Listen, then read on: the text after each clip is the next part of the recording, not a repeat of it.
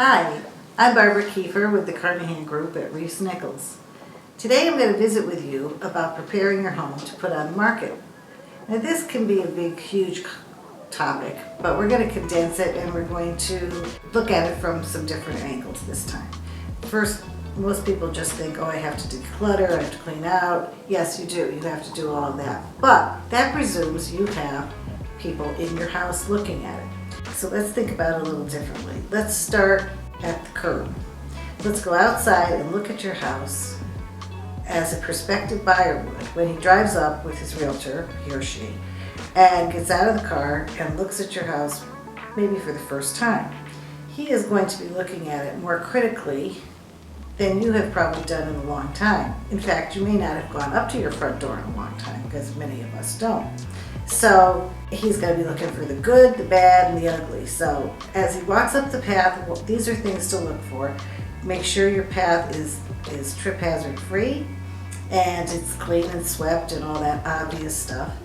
Also, frame your house with your hands. And do you have low-hanging branches that are obscuring your windows or your doorway or some attractive feature of your house? Try having those branches trimmed, and anything that is sticking out or is obstructing some pretty view, take care of that. Once you've done that, you might want to have your windows cleaned. This is one of those things that is often overlooked, and it has a big impact. When you have your windows, especially if you can have them professionally cleaned in and out, it makes your whole house sparkle. And it's noticeable, but nobody can put their finger quite on what it is. So now let's continue up the walkway and go to the front door. And the front door is going to be the first thing, well, probably not you, but your realtor is going to touch. And so make sure your door handle is clean, oiled, works smoothly, your lock works smoothly, because if you go up and it's all chipped and grungy, ugh. So that's your first impression. And first impressions do count. All right. Now, the front stoop, of course, is swept and maybe a pretty little plant, depending on the season, just to make it attractive. And now we're in. So once you're inside, think these three words: clean, crisp, fresh. You'd like to be hit with a nice scent of fresh air, really. It's better than a bunch of heady candles. So if you can in the morning, open your windows. If you have windows that open 30 minutes or so, air your house out. Sprinkle your carpets with baking soda or that Carpet Fresh, vacuum it up. It just makes your house smell nice and clean and fresh without, smelling like a pineapple. So light is very important. Now when you cut those branches, if you did, in the front, that's an added benefit, because it will also allow more light into your house. And light is key, because people, are drawn to that feeling of airiness. And you don't have to make your house totally empty, like nobody lives there, or some very boring person lives there, or it's a furniture showroom. Put a little personality into it.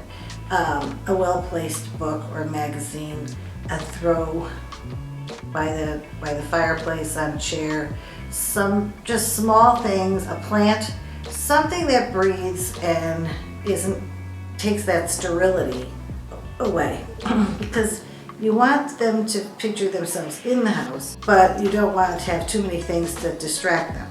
So let's go back to the decluttering. The decluttering is something we all know we have to do, pretty much whether or not our house is on the market or not. But, so you go through everything, you sort, you give things away, but then you're going to have what you want to keep left. Now this is a little bit more refined approach. So you love candlesticks on the mantle. You have 6 of them, very pretty ones. Get it down to 3. This is what we call editing, or maybe 2. Something that you like, but just a touch.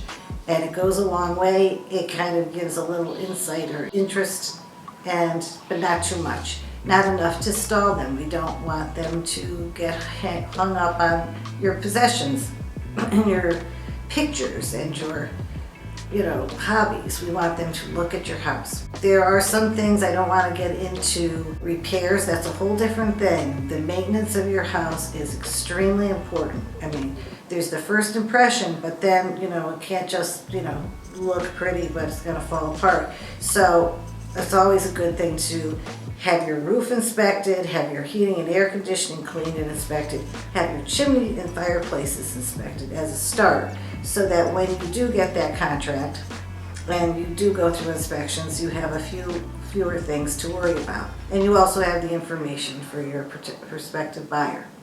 Now, before we close, let's go back outside because it's nighttime now. And have you ever gone by a house and said, gee, I always wanted to go in that house, I always wanted to see the inside of that house?